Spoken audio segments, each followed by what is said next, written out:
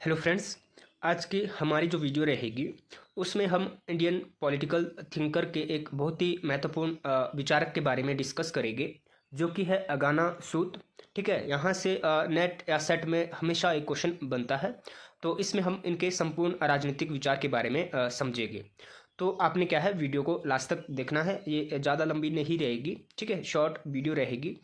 और वीडियो में आगे बढ़ने से पहले, अगर आप यूजीसी नेट सेट या जेआरएफ की प्रिपरेशन कर रहे हैं तो इस चैनल पे आपको क्या है, यूजीसी नेट सेट के बहुत सारे प्रीवियस ईयर क्वेश्चन पेपर मैंने डिस्कस किए हैं, अपलोड किए हैं।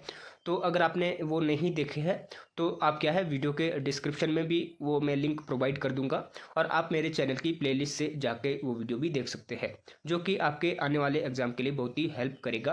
और मैंने असिस्टेंट प्रोफेसर पॉलिटिकल साइंस के अलग अलग स्टेटों के पीजीटी के क्वेश्चन पेपर भी सॉल्व किए हैं, तो वो भी आप जाके देख सकते हैं।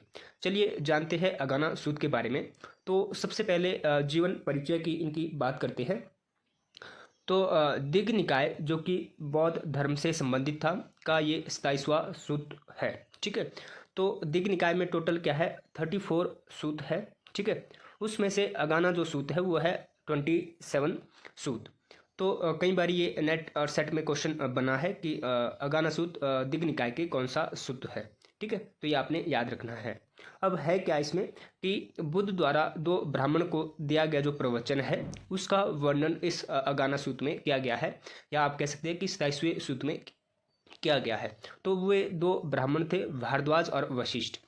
जब ये दो ब्राह्मण बौद्ध धर्म को अपनाते हैं, ठीक है, तो उस समय बुद्ध और इन दो ब्राह्मणों का जो वार्तालाप था या प्रवचन थे, ठीक है, उसका वर्णन किया गया है अगाना सूत्र में। तो आई थिंक आपको ये क्लियर हो गया होगा कि अगाना सूत्र क्या है। तो उसमें बुद्ध ने जो पृथ्वी की शुरुआत और सामाजिक व्यवस्था के जन्म के बारे में बताया। उसमें महात्मा बुद्ध क्या है कि पृथ्वी पर जीवन की उत्पत्ति कैसे होती है, उसका क्या प्रोसेस है, विकास कैसे होता है, उसके बारे में, और वो जाति व्यवस्था के बारे में भी, सामाजिक व्यवस्था के बारे में वो वर्णन करते हैं उस प्रवचन में। ठीक है, तो इसके बारे में हम देखेंगे, समझेंगे इनके विचार। संसार के चक्र के बारे में और 6 लोकों में मानव के जीवन चक्र के बारे में बताया गया है। ठीक है, यह पृथ्वी और सामाजिक व्यवस्था के निर्माण के बारे में कम और जाति के खंडन के बारे में अधिक है। ठीक है, फिर वो आगे जाके क्या है, जाति व्यवस्था का खंडन करते हैं महात्मा बुद्ध। यह ऋग्वेद में वर्णित जाति आधारित सिद्धांत की आलोचना करता है। ठीक है, तो ये हम सारे बातें आगे बढ़ेंगे। तो इनकी प्रमुख शिक्षा के बारे में जान लेते हैं। तो इनकी प्रमुख शिक्षा थी, ब्राह्मण महिलाओं से पैदा होते हैं और ब्रह्मा के मुख से नहीं।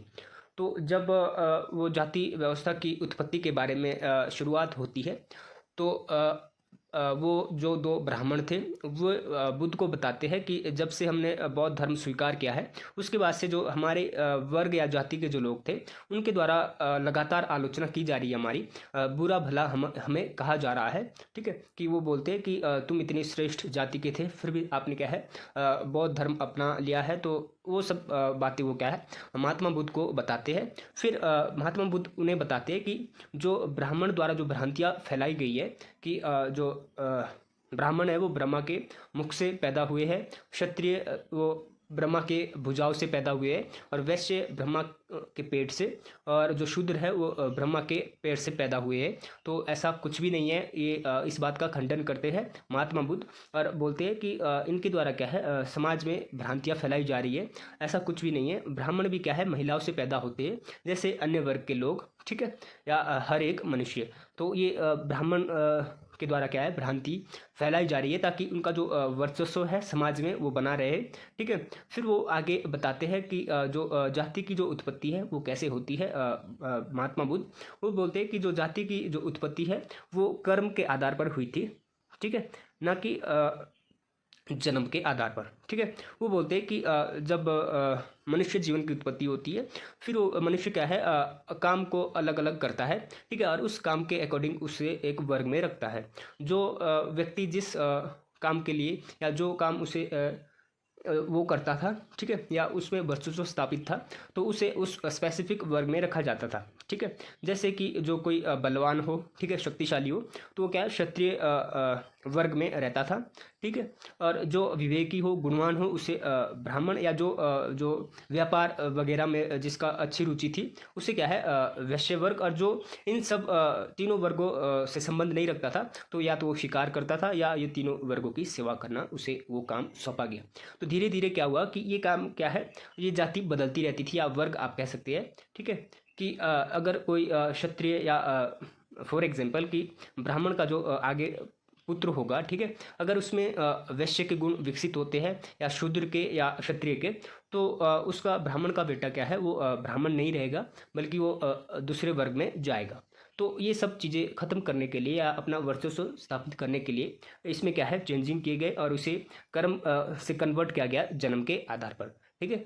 तो इसका वर्णन क्या है, महात्मा बुद्ध उन्हें बताते हैं, करते हैं कि ऐसा कुछ भी नहीं है, ब्राह्मण भी क्या है, महिला से पैदा होते हैं, और ब्रह्मा के मुख से नहीं। तो ये इसमें डिटेल से नहीं बताया गया है, तो मैंने सारा जो वृत्तांत है ये आपको बता दिया है कि क्या कुछ था उनकी प्रमुख शिक्षा। अहर्त, जिसे आत्मज्ञान का बोध हो, वो सभी जाति से ऊपर है, ठीक है। कि वो महात्मा बुद्ध बोलते हैं कि जिसे आत्मज्ञान की प्राप्ति हो जाती है, या बोध हो जाता है, वो सभी क्या है, जाति व्यवस्था से, कि छुआछूत, इन सब चीज़ों से ऊपर उठते हैं, ठीक है। बौद्ध धर्म में ऐसा कुछ भी नहीं है कि जिसमें वो जात पात या किसी वर्ग के साथ भेदभाव करते हैं, तो वो बता रहे हैं आगे। मैं धर्म से पैदा हुआ हूँ, जो धर्म और धर्म के उत्तराधिकारी द्वारा बनाया गया है, इससे कोई फ़र्क नहीं पड़ता कि मैं किस जाति में पैदा हुआ हूँ या हुआ था। तो ये बुद्ध की कोटेशन है। प्रत्येक व्यक्ति सदाचारी बनने और निर्वाण प्राप्त करने का हकदार है, चाहे वो किसी भी जाति का हो। तो वे उन्हें बताते हैं, ब्राह्मण जो भिक्षुक थे, कि प्रत्येक व्यक्ति क्या है, सदाचारी जीवन जी सकता है, ठीक है। और वो क्या है, निर्वाण प्राप्त कर सकते हैं। निर्वाण का अर्थ यहाँ क्या है, बौद्ध धर्म में होता है कि जैसे स्वर्ग की प्राप्ति करना, ठीक है। वैसे ही बौद्ध धर्म में जब व्यक्ति मरता है तो निर्वाण, वो बोलते हैं कि निर्वाण प्राप्त करना उसे हक है, या वो करना चाहता है। तो वो बोलते हैं कि कोई, चाहे वो किसी भी जाति का हो, धर्म का हो, वर्ग का हो, एक वे क्या है, वे व्यक्ति सदाचारी जीवन जी सकता है और निर्वाण प्राप्त कर सकता है। तो ये इनकी प्रमुख शिक्षा थी। अब पृथ्वी पर जीवन की उत्पत्ति कैसे होती है, इसके बारे में महात्मा बुद्ध हमें बता रहे हैं। पृथ्वी की उत्पत्ति से पहले मनुष्य ज़्यादातर आभास भ्रम जगत में पैदा हुए। ये प्रकाशमान प्राणी लंबे समय तक जीवित रहते हैं और केवल आनंद पर निर्भर रहे। तो इसमें हमें बुद्ध बताते हैं, जो इनकी जीवन उत्पत्ति से संबंधित जो विचार थे वो वैज्ञानिक थे, ठीक है। वो बोलते हैं कि जैसे कई हज़ारों वर्ष पहले क्या है कि कोशिकाओं का कोशिका थी, फिर वो कोशिकाओं में चेंजिंग आना शुरू हुई, फिर वो अलग अलग हुई, ठीक है। फिर उससे क्या है, मनुष्य बना, ठीक है। फिर मनुष्य से क्या है, आगे परिवार, वो सब चीज़ें बनती है। तो पृथ्वी पर मनुष्य के जो उत्पत्ति है उसके पीछे वो वैज्ञानिक तर्क देते हैं महात्मा बुद्ध, ठीक है। तो जीवन उत्पत्ति के संबंध में उनके क्या है, वैज्ञानिक तर्क थे, ठीक है। आगे वो सामाजिक संस्था का निर्माण कैसे होता है उसके बारे में हमें बता रहे हैं महात्मा बुद्ध, ठीक है। तो वो बोलते हैं कि सामाजिक जीवन का जो निर्माण है वो सबसे पहले होता है उसकी ज़रूरतों से, ठीक है। यहाँ चावल लिखा गया है, उसकी जो शारीरिक ज़रूरतें थी, ठीक है, उसके लिए उसने सामाजिक संस्था की आधारशिला रखी। कि जैसे वो ग्रुप में शिकार करते थे, ठीक है। फिर उन्होंने घर बनाना शुरू किया, फिर उन्होंने खेती करना आदि शुरू किया। तो वहाँ से क्या है, सामाजिक संस्था की शुरुआत होती है सबसे पहले शारीरिक आवश्यकता से। फिर उसके बाद उन्होंने यौन जो संबंध है वो स्थापित करके एक परिवार बनाया, ठीक है। परिवार की उत्पत्ति होती है। फिर परिवार में जब वो जीवन स्टार्ट करता है तो आगे क्या है, वो लालच उसका बढ़ जाता है। यहाँ हवस लिखा है, जो लालच बढ़ता है, फिर उससे क्या है, वो संपत्ति इकट्ठी करता है, बहुत सारी संपत्ति, ठीक है। क्योंकि मनुष्य की जो ज़रूरतें हैं वो कभी पूरी नहीं होती है। तो उससे उन्होंने क्या है, लालच से संपत्ति, बहुत सारी संपत्ति बनाई या अर्जित की, ठीक है। फिर क्या हुआ कि संपत्ति की चोरी होना शुरू हुआ समाज में, ठीक है। जो व्यक्ति काम नहीं करते थे वो क्या है, उनकी संपत्ति को चुरा लेते थे, ठीक है। अब संपत्ति की चोरी होने से क्या है, सामाजिक दुराचार पैदा हुए, ठीक है, बड़े। और उससे क्या है, समाज में अस्थिरता पैदा हुई, ठीक है। फिर इस अस्थिरता को की समस्या को सही करने के लिए क्या है, एक सामाजिक संस्था का निर्माण होता है। ठीक है, एक नियम बनाए जाते हैं, उसे क्या है, सजा दी जाती है अगर कोई किसी की संपत्ति की चोरी करता है। तो इसमें यहाँ महात्मा बुद्ध हमें बता रहे हैं कि सामाजिक संस्था का निर्माण कैसे होता है, शुरुआत कैसे होती है। तो ये भी आपने याद रखना है। नेक्स्ट हम वो बोलते हैं कि सामाजिक संस्था के जो वर्ग थे वो 4 वर्ग थे। ठीक है, तो सबसे पहले क्षत्रिय। तो क्षत्रिय का काम क्या था कि निर्णय करना, सजा, ठीक है, रूल एंड लॉ, योद्धाओं और नेताओं का निर्णय करना। ठीक है, तो युद्ध करना, ठीक है, और अपनी देश की रक्षा करना। ठीक है, ये काम किसका था, क्षत्रिय का था। फिर ब्राह्मण का काम क्या था, जो लोग ध्यान में अच्छे नहीं है उन्होंने धार्मिक पुस्तक लिखना शुरू कर दिया। तो ब्राह्मण का काम था जो ज्ञान है उसको अर्जित करना। ठीक है, और उसका जो बेनिफिट है वो तीनों वर्ग को देना।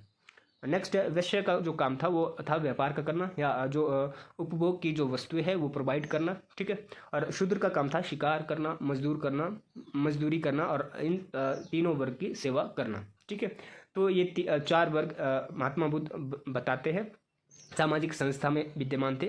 और 5वीं जो जाति वो बताते हैं वो सन्यासी बताते हैं, जो लोग अपने जीवन से संतुष्ट नहीं है उन्होंने अपना जीवन छोड़ दिया, अपना घर छोड़ दिया और ब्रह्मचारी तपस्वी बन गए। सभी 4 जातियों का गठन किया गया। ठीक है, तो ये यहाँ वर्ण व्यवस्था की यहाँ बात कर रहे हैं।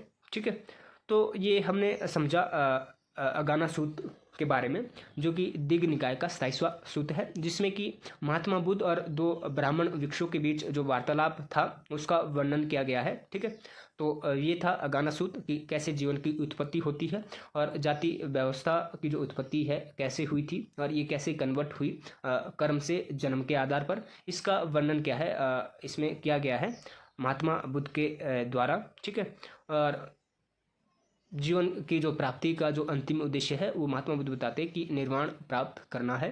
ठीक है, और जाति व्यवस्था का वो खंडन करते हैं। तो ये हमने समझा अगाना सूत्र। तो अगर वीडियो अच्छी लगी है तो लाइक करें, शेयर करें अपने फ्रेंड के साथ जो भी यूजीसी नेट सेट की प्रिपरेशन कर रहा है, और चैनल को सब्सक्राइब करें। Thank you, thanks for watching.